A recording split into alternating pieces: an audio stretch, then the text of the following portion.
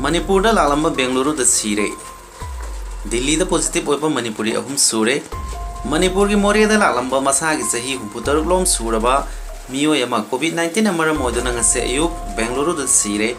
Amarona Manipur dagi Delhi gi tongan ba hospital singda nurse ona thabak tawduna leiba mioi ahum COVID-19 positive oibadagi hosik laikan naduna leiri.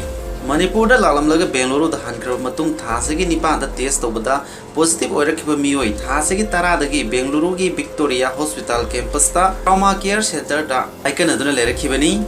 Mahak laikhidaba galona nangasi ayuk phawbada Karnataka da COVID-19 amara moduna laikhidaba mioi tarahumdoi sukre. Hospital adugi intensive care unit na ventilator ki support kalona na lairapa mioi adu haukiba March 30 dagi Manipur ki Moria dagi Bengaluru da hankibani. Mahak Bengaluru yauraga COVID-19 ki lakpa layong lakpa galona na March 9 da test tawraga March 8 da positive oire haiba khangkibani. Private hospital amada hana yenglambadagi mahana laikhidaba hospital adu da refer tawkibani.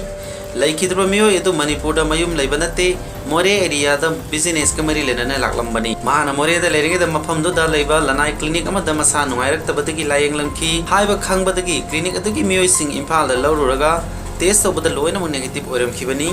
Hauzik phawda Manipur ka mari leinaba mioi singi marakta positive oiba taruk sure. Taruk sigi manungda Manipur da positive oire haiba khangba anini.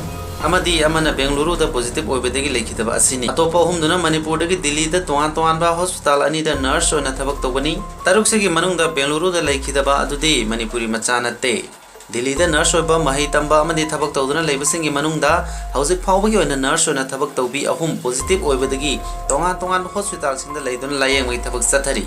Ahan boina April tarukta Chusanpur dagi Delhi State Cancer Institute ta nurse oibi ama positive oibadagi hauzik hospital adu layengduna leiri. Manipur da leba mahaki mari mata singdagi phangba pawgi matungina mahaki pibam phagalakli hairi.